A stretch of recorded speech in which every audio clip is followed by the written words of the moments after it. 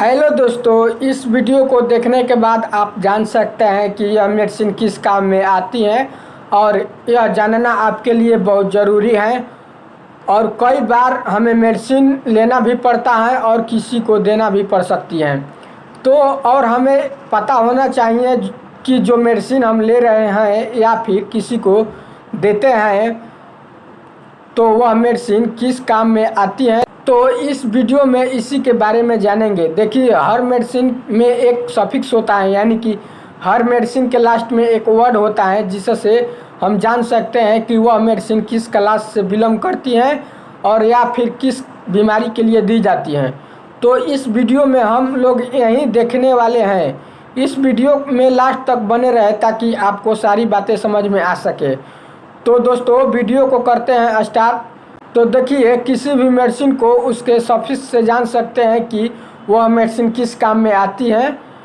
सबसे पहला सफिक्स है फेनक, FENAC। तो फेनक एक ऐसी दवाई होती है जो कि एनाल्जेसिक मेडिसिन है। तो इसका यूज पेन किलर में किया जाता है। इसका एग्जाम्पल है जैसे कि एसिक्लोफेनक एंड डाइक्लोफेनक। तो आप देख सकते हैं कि इस मेडिसिन के लास्ट में फेनक वर्ड लगा हुआ है। तो इसका यूज एनाल्जेसिक मेडिसिन के रूप में किया जाता है। अगर किसी भी कारण से बॉडी में पेन हो रहा है तो उस कंडीशन में इस मेडिसिन को दिया जाता है जो कि दर्द को कम करता है। यहाँ पर इमेज भी लगा हुआ है एसिक्लोफेनक, यानी कि हाइफेनिक टैबलेट, जो कि एक एनाल्जेसिक टैबलेट है। इसका यूज बॉडी में दर्द को कम करने के लिए यूज किया जाता है। और इसके नीचे इमेज लगा हुआ है डाइक्लोफेनक, यानी कि डायलोना इंजेक्शन। तो यह इंजेक्शन पेन को कम करती है। यदि किसी को सर्जरी के बाद दर्द हो रहा है या फिर चोट के कारण दर्द हो रहा है तो उस कंडीशन में इसका यूज किया जाता है। और डेंटल पेन में भी इसका यूज किया जाता है। यह बॉडी में पेन को कम करती हैं, यानी कि दर्द को कम करती हैं। तो इस तरह जान पाएंगे कि फेनक का यूज दर्द को कम करने के लिए यूज किया जाता है। अब अगला सफिक्स है माइसिन, MYCINE। तो माइसिन एक एंटीबायोटिक है।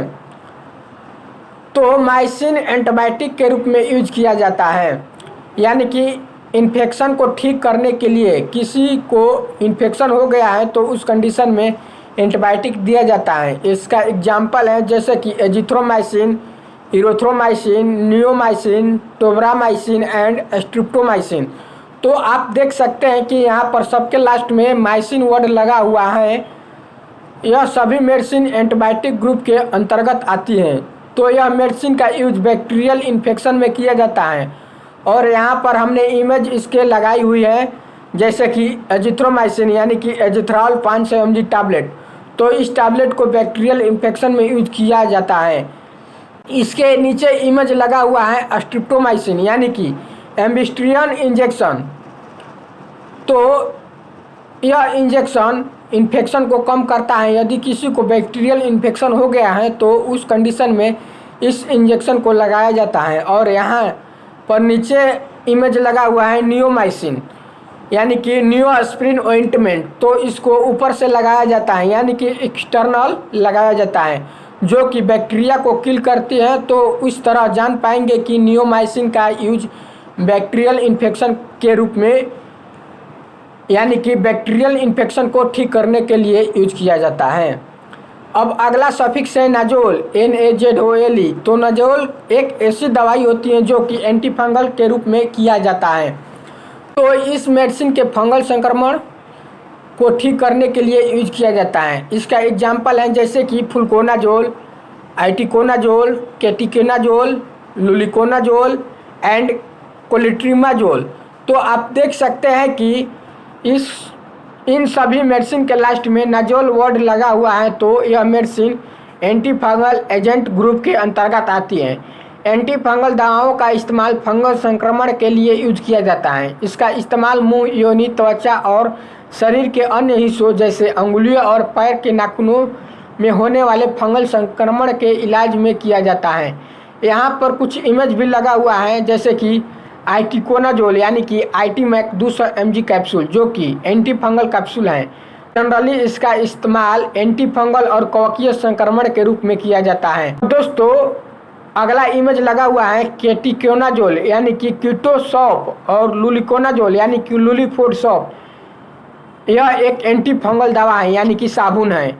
इसका इस्तेमाल नहाने के लिए किया जाता है और फंगी के कारण होने वाले त्वचा संक्रमण या के इलाज में किया जाता है, जिससे संक्रमण ठीक हो जाता है। और इसके नीचे इमेज लगा हुआ है कोलिट्रीमाजोल यानी कि कैंडिड क्रीम। तो यह क्रीम को स्किन पर लगाया जाता है। यह भी एक एंटी फंगल दवा है। इसका इस्तेमाल फंगी के कारण होने वाले त्वचा संक्रमण के लक्षण में राहत दिलाती हैं। तो इस तरह जान पाएंगे कि नाजोल का यूज एंटी फंगल के रूप में किया जाता है। अब अगला सफिक्स है ओलोल। तो यह एक ऐसी दवाई होती है जो कि बीटा ब्लॉकर नामक दवाओं के एक वर्ग में है।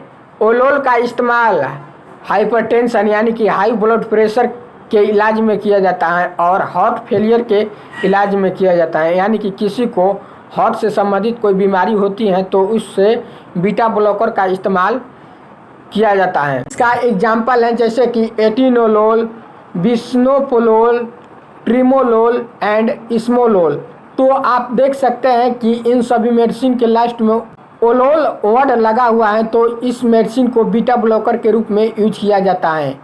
यहाँ पर इमेज भी लगा हुआ है जैसे कि एटिनोलोल यानी कि टिनोरिमिन टैबलेट, जो कि इसका यूज बीटा ब्लॉकर के रूप में किया जाता है। एटिनोलोल टैबलेट डॉक्टर के पर्ची के द्वारा मिलने वाली दवा है। यह दवाई खास तौर से एंजाइना यानी कि हाई बीपी यानी कि ऐसा पेशेंट जिसका बीपी हाई रहता है तो उस कंडीशन में इस मेडिसिन को दी जाती है। तो याद रहेगा कि बीटा ब्लॉकर का यूज हाई बीपी या फिर हार्ट अटैक के प्रॉब्लम में किया जाता है। अब अगला सफिक्स है एसोएनी। तो सोन एक ऐसी दवाई होती है जो कि स्टेरॉइड के रूप में यूज किया जाता है, यानी कि बॉडी में इन्फ्लामेशन को कम करना, लेकिन इसका बहुत ज़्यादा साइड इफ़ेक्ट देखने को मिल सकती हैं। इसीलिए कोई भी मेडिसिन बिना डॉक्टर के प्रिस्क्रिप्शन से नहीं लेना चाहिए। और इसका एग्जाम्पल है जैसे कि बेटामेथासोन, हाइड्रोकोर्टिसोन एंड डेक्सामेथासोन। तो आप देख सकते हैं कि इन सब मेडिसिन के लास्ट में सोन वर्ड लगा हुआ है। तो यहाँ पर हमने इमेज भी लगाई हुई है जैसे कि हाइड्रोकोर्टिसोन यानी कि हाइड्रोकोर्ट 100 mg इंजेक्शन। यह स्टेरॉइड इंजेक्शन है जो कि इसका यूज बॉडी में एलर्जी एवं इन्फ्लामेशन और अस्थमा, तो इस सब कंडीशन में इसका यूज किया जाता है। इसके नीचे इमेज लगा हुआ है डेक्सामेथासोन। तो आप देख सकते हैं कि हर मेडिसिन के ऊपर 2 नाम लिखा हुआ रहता है। यहाँ पर ऊपर में लिखा हुआ है डेक्सामेथासोन और नीचे में लिखा हुआ है डेक्सोना। तो देखिए जो में डेक्सामेथासोन लिखा हुआ है तो यह इसका जेनरिक नाम है, और जो डेक्सोना लिखा हुआ है तो यह इसका ब्रांड नेम है जो कि कंपनी डिसाइड करती है, यानी कि कोई भी कंपनी किसी भी पार्टिकुलर जेनरिक के नेम या फिर साल्ट का ब्रांड नेम अलग रख सकती है। और सभी कंपनियों का अपना अपना अलग अलग ब्रांड नेम होता है, लेकिन आपको इसमें देखना होता है कि इसमें कौन सा जेनरिक नेम है और यानी कि इसके अंदर कौन सा साल्ट है। यह एक स्टेरॉइड टैबलेट है। इसका यूज बॉडी में एलर्जी एवं इन्फ्लामेशन और अस्थमा, तो इन सब कंडीशन में इसका यूज किया जाता है। लेकिन दोस्तों कोई भी मेडिसिन अपने मन से नहीं लेना चाहिए और अपने डॉक्टर के सलाह से ही कोई भी मेडिसिन लेना चाहिए, यानी कि यूज करना चाहिए। तो दोस्तों इस तरह से कोई भी मेडिसिन को आप पहचान सकते हैं कि मेडिसिन किस ग्रुप के अंदर आता है और किस प्रॉब्लम में इसका यूज किया जाता है। तो दोस्तों इसी तरह का वीडियो देखने के लिए मेरे चैनल को सब्सक्राइब करें। थैंक यू दोस्तों।